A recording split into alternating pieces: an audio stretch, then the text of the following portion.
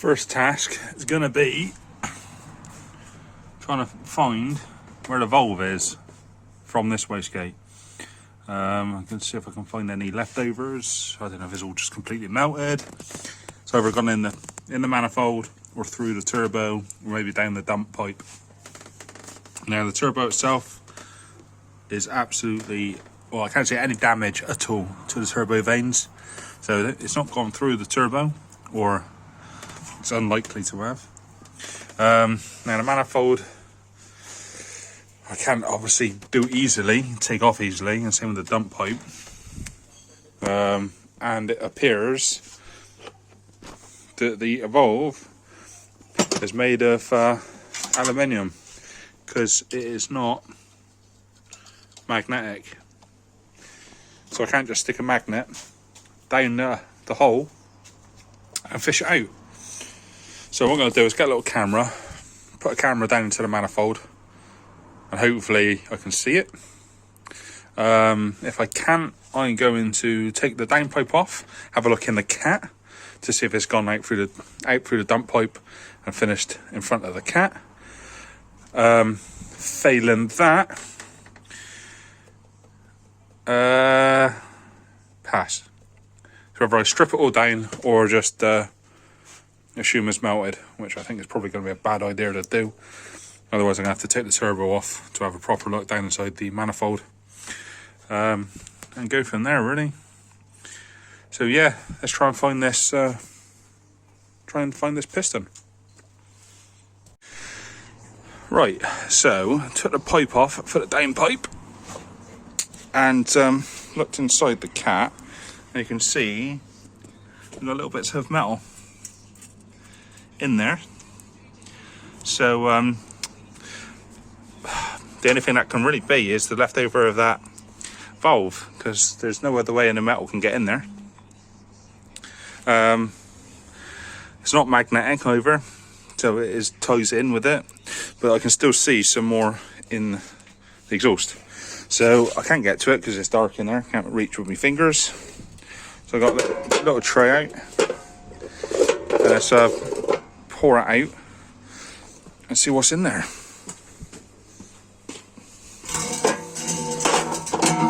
Trying to do this one-handed, it's a bit tricky.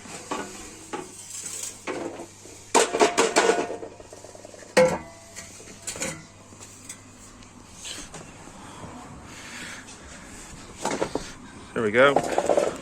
Should be able to see all of that in there. Look at all that. So yeah, that's not good.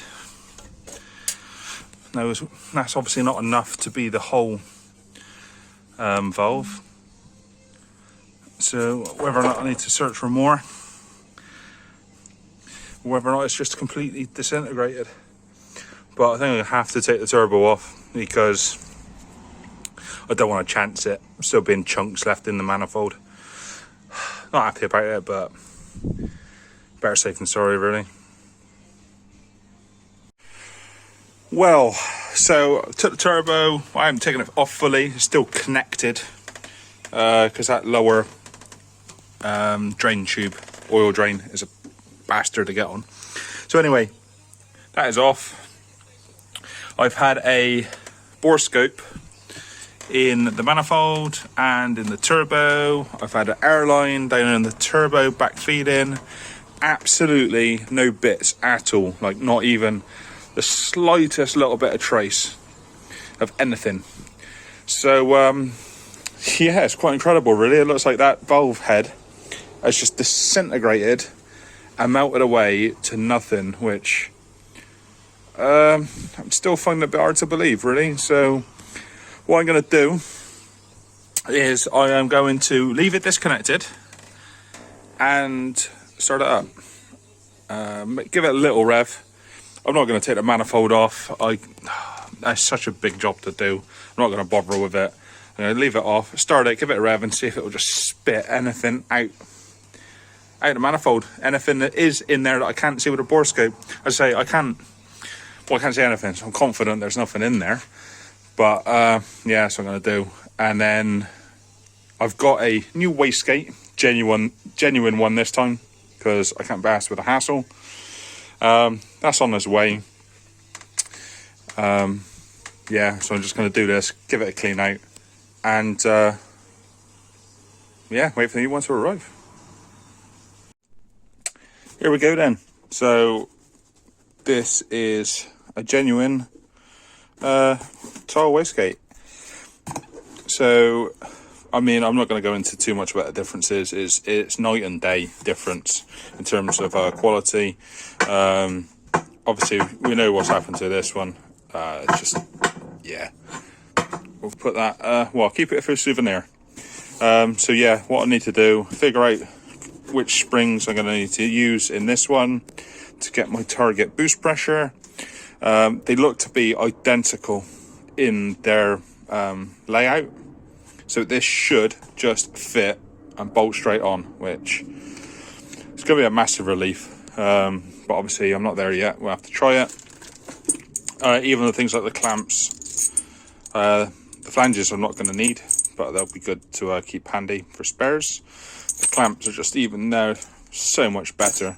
Probably be easier to fix on because they'll stay like square with each other when they're trying to bolt up. Because of the quality of the clamping. But anyway, a bit of a time crunch, so I've got to get this back together, and basically I've got 2 evenings to get the thing fully back together, and hopefully I can make it to a Castle Coombe event on the weekend. The car's not going out on track, but it'd be nice to be there, put it on the stand, and yeah, just enjoy the day. So I'm going to crack on with this. I'm going to film anything that that I find interesting along the way. Otherwise, I'll just be showing you a completed car. So yeah, I'm going to crack on, and I will see you shortly. So there we have it, a completed car. Right, so got it all back together. And I've actually taken it out, and I did make it to that Castle Coombe event that I was talking about. I barely put my foot down, but it drove absolutely fine. I had no problems there and back, so it's a good 45-50 minutes driving there and back. Yeah, drove absolutely fine. Like I said, I didn't give it any stick, just to make sure that I made it there. I made it home again. So yeah, so that is all good. Right, so what I've done with the new wastegate fitted, which obviously you can't see, I have actually upped the spring pressure. I've gone for slightly higher base pressure than what it was, and I'm obviously switched over to the genuine springs rather than using those coppers. So now what I'm going to have to do is take it out and see where my boost lies. In theory, according to the spring pressures, I should be about a bar of pressure. That's what it says. Every other time that I've done it or tried it, it's always come out slightly lower than the actual rated pressure. So let's see where this one stands. So yeah, so what I'm going to do is get the camera rigged up. We'll take it out for a little drive, get the data logging on it, and see where we stand. Right, so let's get this thing warmed up. Now, I have also been sorting out the tune, cold start tune. So you can see here, everything's nice and cold. My engine temps, oil temps, I think you can see that. Yeah, anyway. That's all cold. I should be able to start it without even touching the throttle. Out of gear, just make sure, yeah.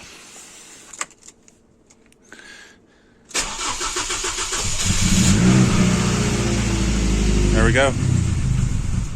Oh, no, spoke too soon.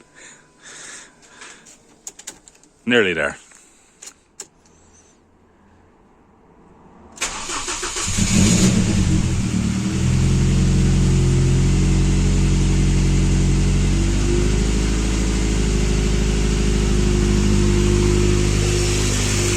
Second time's the charm then. Right, well, it is getting colder through the days, so yeah, obviously a little bit more tweaking. Right, let's take it down the road. I will be back with the data log and show you what boost I was getting. Right, let's see if I can give this a little squeeze, see where I am with my boost.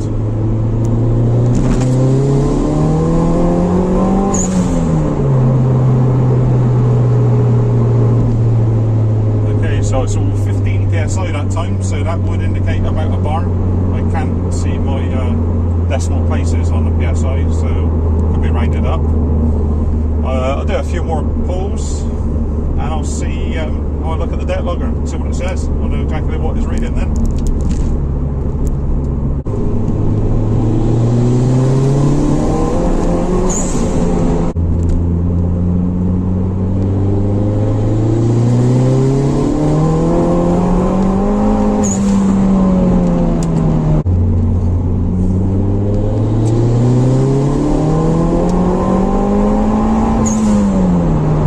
And there we have it. So I don't know if you can tell from the video, but it was basically right on the limit of traction. So yeah, it looks like it was hitting about 15 psi. That's what I was seeing on the dash. We'll have a little look on the laptop. I'll get my microphone out so it's a little bit easier to hear me, and we'll see what we were actually hitting. But it was hitting it. It was seemed to be holding it relatively well. Yeah, I wouldn't want to go any more than that as a base setting, because as I say, it was really on the limit. Tires were struggling, although they are old tires. That's a whole other story.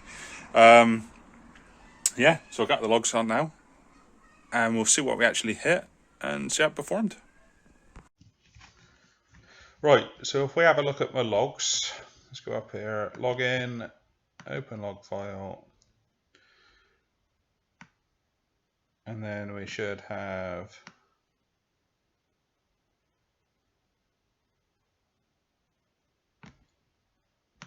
right at the top. There we go. So here is my first run.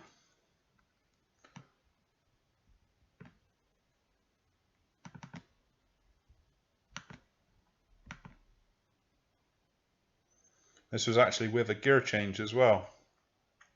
Let's have a look where we were sat. So we were hitting boost of 206 kPa, and in Old English, I suppose that would be it's 15.2 psi, so just over a bar. As you can see, that holds it. As soon as it builds it up, it holds it all through the rev range. So I changed gear at just about 6,000. We go into the next gear. You see our lovely flat line holding 15 psi basically all the way. So yeah, that's really nice to see. And that is to about 6.5 there. So yeah, lovely. If you look at my intake temps down the bottom here, I reached 27, and that is from starting point of 24. So I got 3 degrees on intake temp, so that's perfect, really. Where is my lambda? So if I put it to AFR, some people prefer that. I'm about on target of about 12. Go a little bit lean there, 12.5. So I might need a bit of adjustment there. And again, all the way along here, targeting 12, and I'm getting about 12. Again, another little bit of a lean spot there. But yeah, that is that's looking pretty good. So I haven't done any of the tune on this boost level. That's just where I ballparked it to be from the last time. So yeah, I'm really happy with that. yeah, really good. Right, let's have a see if I have a look at another one quickly. Let's see if there's anything different to note on there.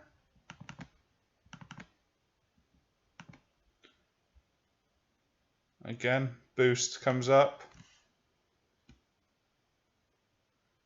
all the way, so it holds 15 psi. You can see the revs, or the is out of scale. Rev limiter cuts in about just after 6,500. But again, still holding 15 psi, even right to the limiter. So yeah, that's good. Happy days. Right, let's get off this laptop. Let's see what we're going to do next.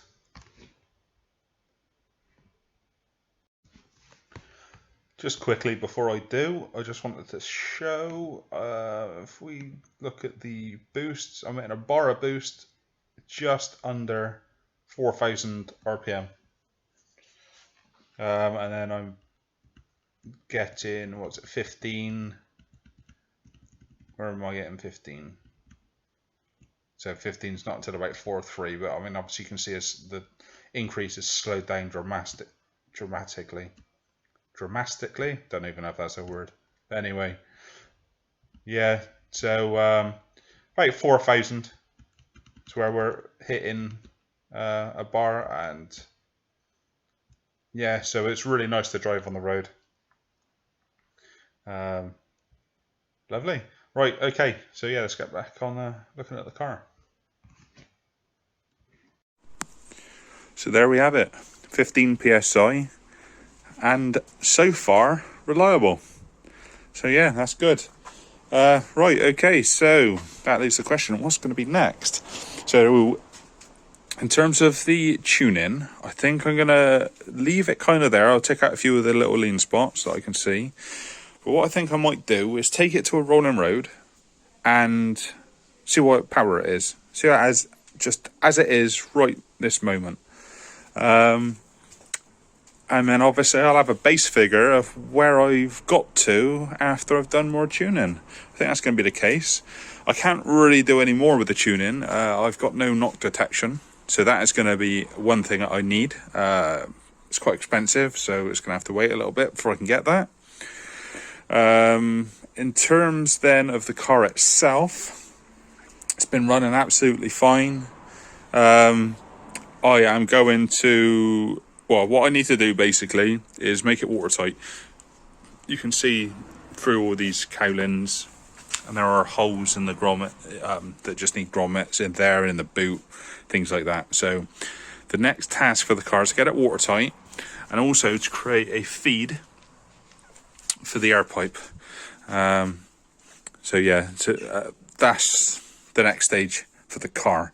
Then I need to do things with the CAN bus for the ABS sensors, that kind of stuff, but that can wait down the road. So yeah, but the reason to get it watertight is basically I'm going to sort out the garage, get that sorted. It's getting a bit of a mess and everything else, so that'll be the next task, which means the car videos may be a little bit slow coming. But yeah, I will update when I can, and then I will, well yeah, I'll see you guys for the next video, whenever that may be, hopefully soon. Catch you later.